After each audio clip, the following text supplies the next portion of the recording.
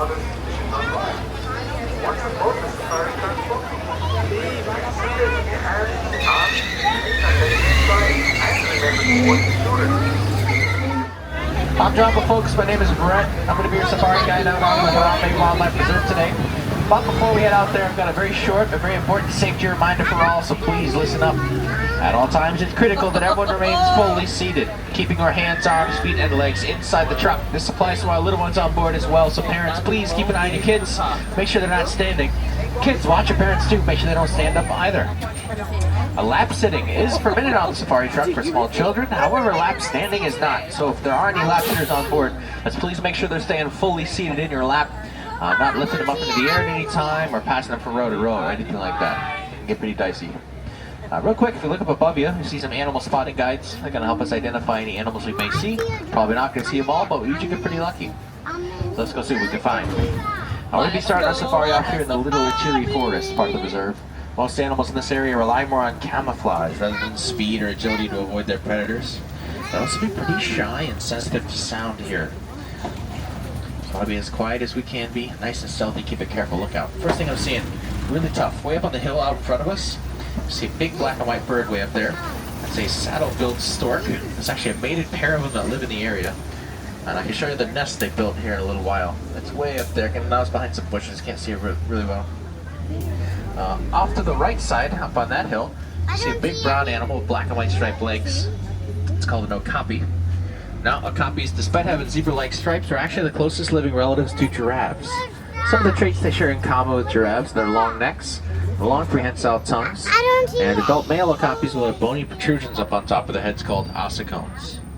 That's definitely a female okapi. We can tell that she does not have those ossicones. But if you want to see what ossicones look like, I can still show you.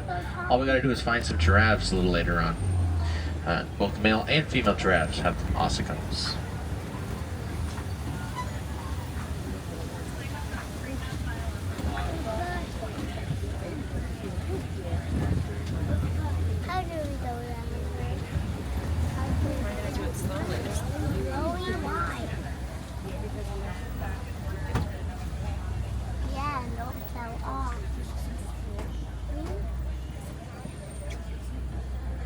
Across the water to our left, up in that canyon, you're going to see one of the two species of rhino that lives here in the reserve. This one is a black rhino. These black rhinos are a little bit smaller and a lot less social than their white rhino cousins you may see later on.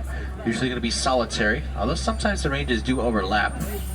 Now, unfortunately, back in 2015, due to poaching for their horns, there's an estimated less than 5,000 black rhinos left in the whole world. Thankfully, since then, their numbers have almost doubled due to conservation efforts, so they are still doing a bit better. That being said, there's still plenty of work to be done for the black rhinoceros and many other species of animal around the globe.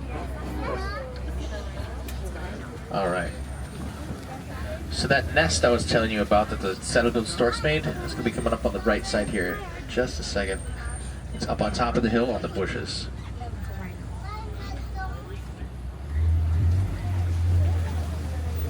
There we go. Now that is a pretty big nest. That's because they are pretty big birds. When they stand all the way up straight, they weigh about 5 feet tall. When they spread their wings of a 9-foot wingspan, reference the canopy up above your head is about 9 feet wide.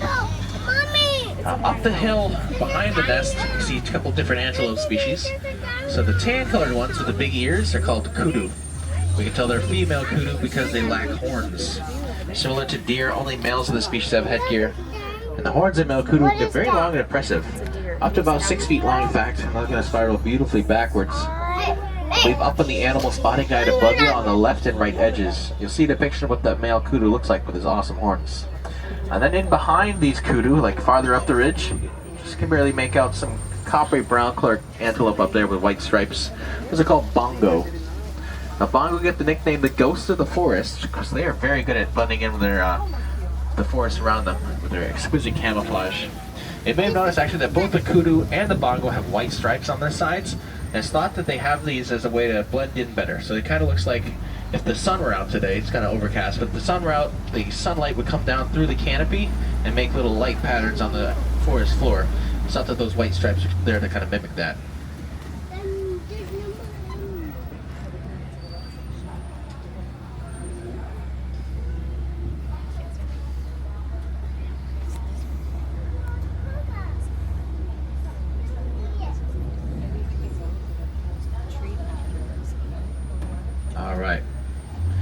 going to be heading out of the Atiri Forest now and onto the next part of the reserve called the Safi River Valley.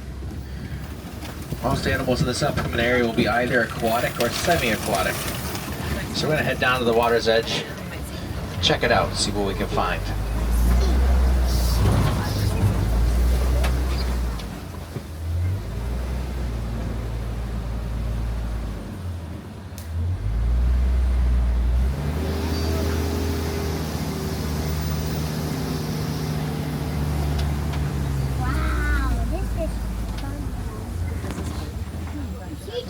Alright, so the first things I'm seeing are some big white birds nesting down on the island in the middle of the river. These are called pinkback pelicans. We get the name pinkback for the pink coloration they get on their backs during the mating season. And they're what's called a colonial nesting bird species, which means, as we can see, when they build their nests like that, they do them all in one little spot, kind of all on top of one another. Colonies have been known to get up to 500 birds total, or roughly 250 nests in some of the largest colonies. We estimate about 2 birds per nest. There's also a couple of hippos tucked in behind the island the pelicans are on.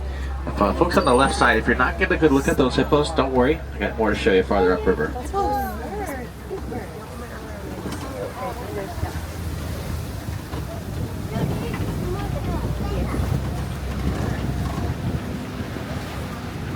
There we go. Some more hippos there on the left. Now, a group of hippos is called a bloat. Now, one thing you might notice about the hippos is that their eyes, ears, and nostrils are all up on the top part of their head. Now, this is an adaptation that helps them keep as much of their big bodies submerged under the surface of the water as possible. Hippos have the tendency to really quickly overheat in the daytime if they come out of the water for too long. For that reason, you usually only see hippos on land at night, so they'll come out to feed on plants and grasses. Now, hippos, despite having stubby little legs, will move surprisingly quickly out of the water. They could probably outrun every person on this truck right now, so unless there's an Olympic sprinter on board, I would not recommend any of us getting a foot race with a hippo. We've got the beautiful Safi waterfalls coming up on our left-hand side here.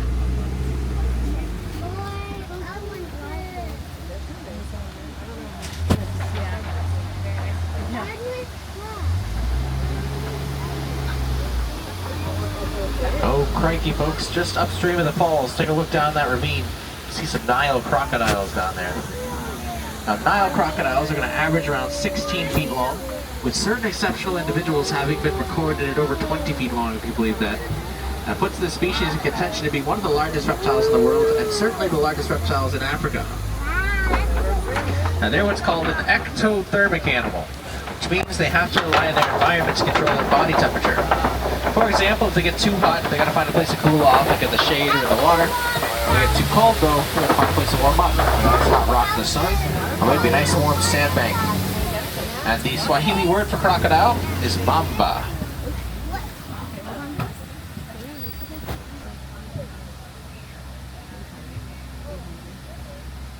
Not quite sure why we've come to a stop. More road again. It could be an animal either in the road or really close to it, way out in front of us somewhere. But we are now making our way up and out of the Safi River Valley. We're heading towards the Savannah. It's going to be just down the other side of the ridge that we're climbing.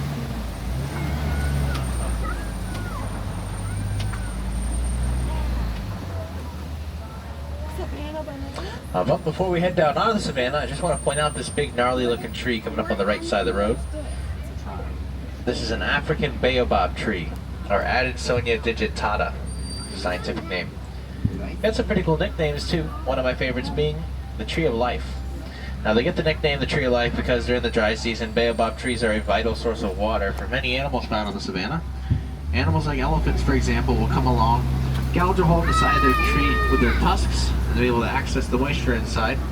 Trees this size could potentially hold thousands of gallons of water. Another nickname they have is the upside down tree. They get this name because if you look up at the branches, you'll notice there's no leaves on it right now. That's because for up to 9 months out of the year, baobab trees will shed their leaves in an effort to conserve water. So it kind of looks like they got their roots up in the air instead of their branches, hence the upside down tree nickname. We're finally going to head out onto the Savannah, home to some of Africa's most iconic animals. All your favorites can be found out here. Things like zebras, giraffes, elephants, lions, cheetahs, and more. There's also quite a few species of antelope that live on the Savannah. So we're going to be looking for them too. They may not be as flashy as some of your favorites are, but they're very interesting in their own ways. So we'll definitely be looking for them.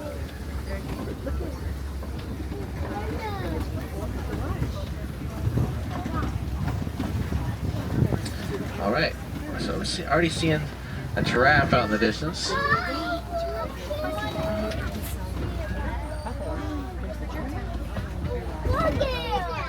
I also see some Ankoli cattle coming up on the right-hand side. Now they're not called Ankoli cattle. No, they get the name Ankoli cattle from the people who first bred them over in Africa. Also called the Watusi cattle. So the Watusi people. Those big horns they've got are not as heavy as they might look. They're actually, for the most part, hollow. They're filled with a honeycomb structure inside that gives the horn structural strength without adding too much weight. Throughout the honeycomb structure runs lots of little blood vessels, which allows these cattle to thermoregulate on hot days. If they start overheating, what they're going to do is pump more blood, the hot blood, into the horns, dissipate the excess heat from the blood out into the air, recirculate the cooled down blood back to their body, and bring their body temperature down, which is pretty cool.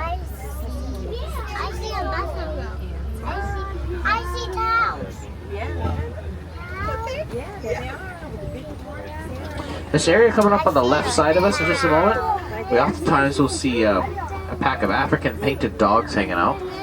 So we'll go see if they are in the area. It's possible they might not be. They actually might be off hunting. Painted dogs have higher hunt success rates than other famous African predators like leopards or lions.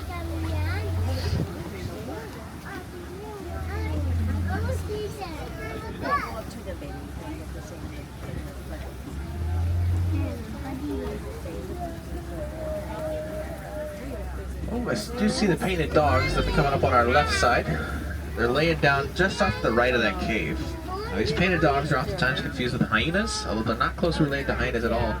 More closely related to, say, domestic dogs, wolves, or foxes. They're in the canine group, whereas hyenas have got their very own taxonomic family, distinct from canines and felines, called Hyenidae. But they're blended in really well. We're going to keep rolling. Coming up here on the left, you see some Hartman's mountain zebra. You get their name from their tendency to like to hang out at higher elevations, like in the mountains, for example. You also see some dark brown colored antelope laying way in the back, kind of behind those bushes. Those are called sable antelope. Sable antelope, especially us here in the Harambe Wildlife Reserve, we chose them as their emblem. That's because they symbolize bravery to us. If confronted with a predator 9 times out of 10, sable antelope just to stand and fight rather than run away. Off to our right side here by the tree, you see a mama and baby giraffe.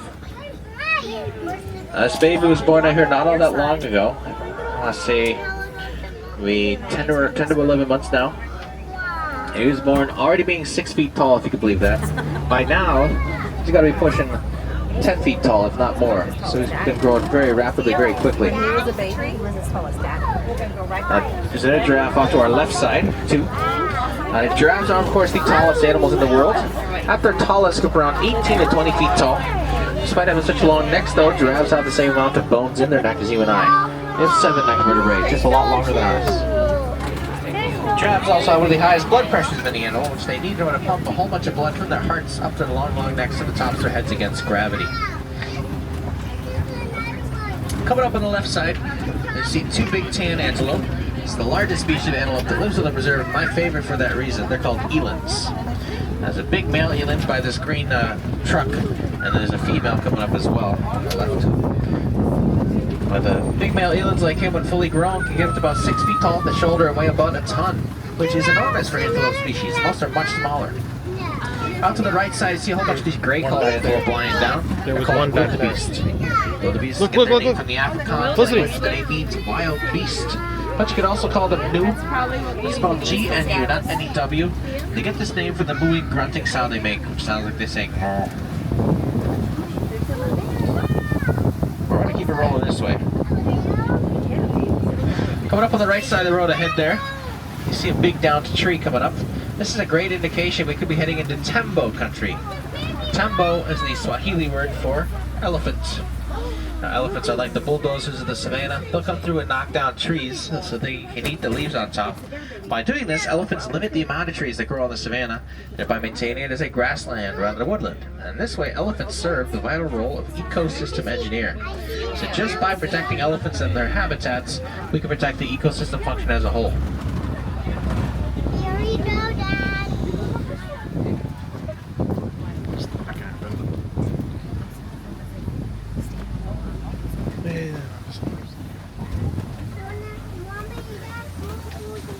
The African bush elephant is the largest species of terrestrial animal in the world. There's a big boy right there on the right. That definitely looks to be a bull elephant. Ooh, speaking of big, off to the left, I just caught a glimpse of the world's largest species of monkey. Way back there. Take a look at this guy first. There's a monkey over here. Manjo monkeys were off to the left. They're way in the back, and they kind of went in behind those rocks. There, right there, there's one. That's a female manjo. The males get a lot bigger, more impressive. Males get about 100 pounds. They have the beautiful colors on their faces, on their bones too. But they're hiding. So we're gonna keep it rolling. Now back to that big guy off to the right. Like I was saying, that's definitely a bull or male elephant. A couple ways we can tell that. Number one is his size. He is just plain bigger than all the female or cow elephants that live here on the reserve. Noticeably so. Second way we can tell he's a bull is because he's hanging out alone. Bull elephants are usually solitary like that, whereas the female or cow elephants, they prefer to live in herds of just females and the offspring. Now we are still deep in the heart of elephant country now, so if we keep going, we got a good feeling we'll be able to find some more out here today. I just want to be on the lookout for signs that are in the area. We'll want to look for things like more down to trees, big footprints in the road, or even giant dung heaps. You know, elephants being the world's largest land animals will of course produce quite a bit of poop. It's actually not a bad way to keep track of them. Elephants generally will leave big piles of poop in the areas they frequent more, so if we end up finding some, whoever made it might not be too far away. We'll just have to wait and see.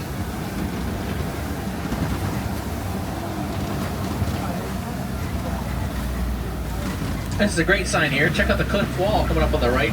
See these odd markings in the clay. These markings are made by elephant tusks. Elephants will come down to the clay pits to eat the clay. Gives them vitamins and minerals they need for their diet. Sort of like you or I might take a multivitamin. And then way out there to the left, you can see some elephants out there. Looks to be a herd of cows or female elephants. Now herds of female elephants are led by the oldest and wisest female in the group, called the matriarch. She'll have the knowledge of where to find the best food, where the best watering holes are, which migration routes to take, things like that. She'll pass this knowledge down from mother to daughter, generation to generation. So it's likely that elephant herds, just like this one, have been using the same places and the same ways to get from place to place for hundreds, if not thousands of years. That's why it's so imperative when protecting elephants, we not only protect the habitats, but also the connections between those habitats. The habitat corridors, so that herds of elephants can continue to move around the landscape, finding enough food and water to sustain themselves, as well as maintaining genetic diversity across their population. It's critical to their continued existence on this planet, and this principle applies not just to elephants, but to many animal species all around the world.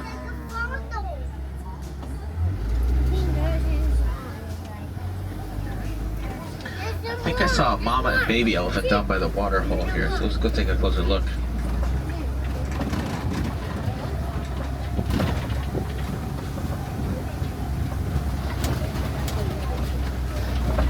Yeah, there we go.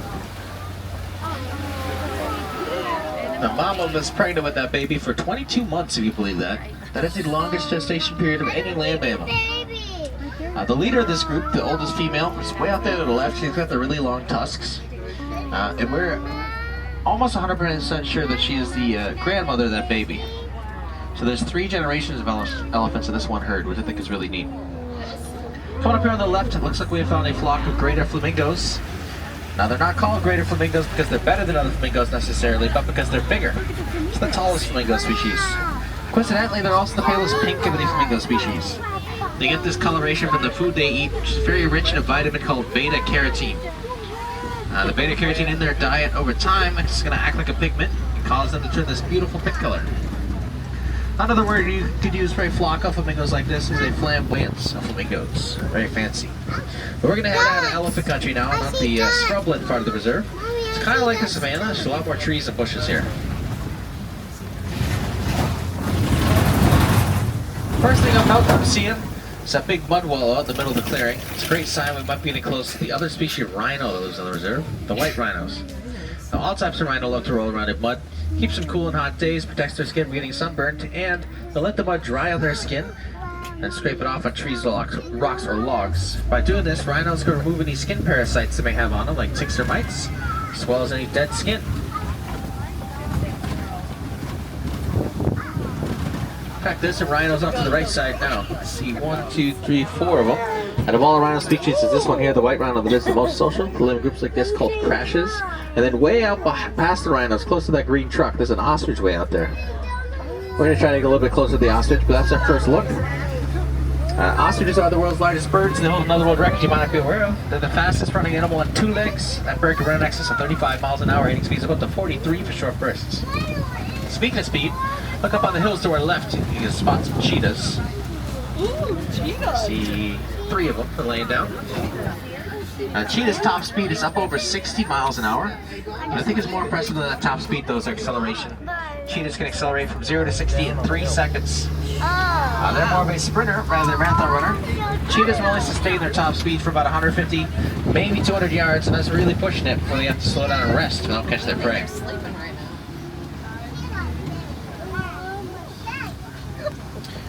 Coming up around this bend, we are approaching a big rock formation called a kopie.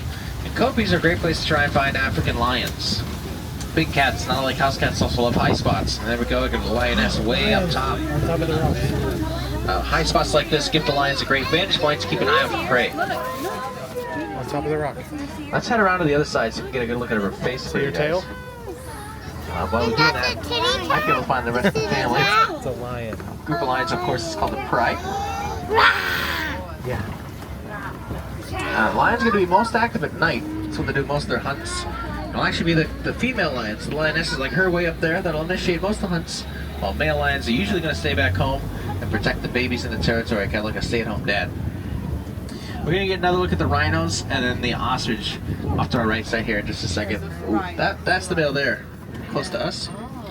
You tell it's him, of course, because he's got that beautiful mane. We also kind of estimate his age based off the color of the mane. The mane is still very blonde and will darken as he ages into almost black when he's real old.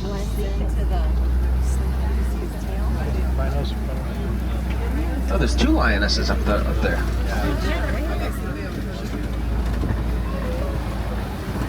You see it? So make a cool picture, get your cameras ready.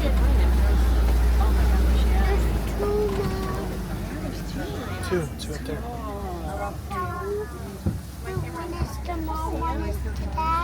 No, they're both girls. One last thing about lions before we leave them is the Swahili word for lion is Simba. Might sound familiar. Coming up here on the left, you see some big holes in the ground. These might be burrows belonging to one of the largest burrowing animals in the world, warthogs. But I have not seen anybody out and about right now. They're probably deep inside those burrows. What a pretty smart thing warthogs do when they enter the burrows is, instead of going in head first, a lot of times they'll back in instead, so their sharp tusks face the edge of the tunnel, used for home defense should they need to rise. One last look at the rhinos and then the ostrich over there, back by the green pickup truck. That was definitely a female ostrich. We can tell that from the color of her feathers. Kind of a grayish-brown to the coloration, where male ostriches are dark black. In fact, I can show you some of her eggs going up on the right side of the road here, just off to the right on the ground over there. You see some ostrich eggs. Now, ostriches, being the world's largest birds, will of course lay the biggest eggs of any bird. Those eggs are about 3 pounds apiece, containing the equivalent of 2 dozen chicken eggs. Now, an ostrich can lay her eggs on the ground like that, not really have to worry about them all that much, because they've got really thick shells. In fact, a full-grown human could stand on top of those eggs, and they'd be just fine. They would not crack. We're going to make our way off the reserve now. Head back towards the Harambe village. On our way, we're going to swing past the warden's post from Magadi Glen, which will allow me to show you some of his Nigerian dwarf goats. Here they are. Now, the warden keeps goats for 2 main reasons. Number 1, a very economic and environmentally friendly way to keep the lawn nice and trim. The goats run on grass, not gas. Number 2, they provide the warden with a very delicious, nutritious milk, which is able to be sold off at market to provide additional income to the people of the reserve. Meaning we don't have to rely so much on exploiting wildlife to meet our financial needs. You're relying on selling goat's milk instead.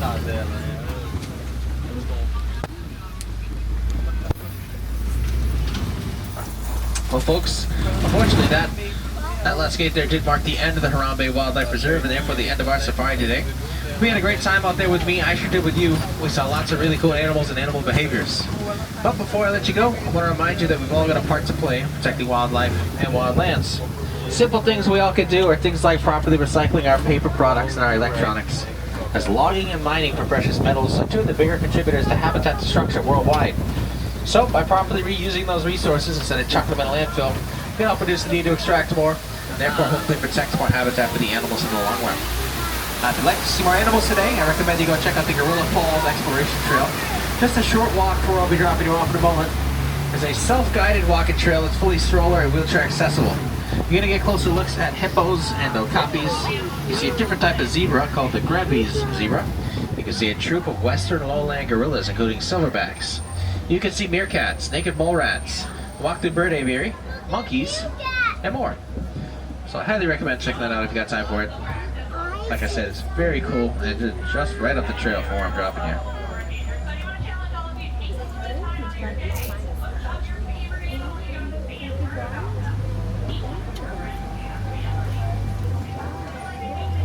Additionally, over the Asia section of the park, you find another walking trail. Pretty similar to the Gorilla Falls Trail in the fact that it's fully stroller and wheelchair accessible. But instead of African animals, you'll find Asian animals. So if you want to see Sumatran tigers, Komodo dragons, giant fruit bats, Asian water buffalo, another bird aviary, and some really cool monkeys. Head over there and check that out at some point as well. That's the train we're going to take.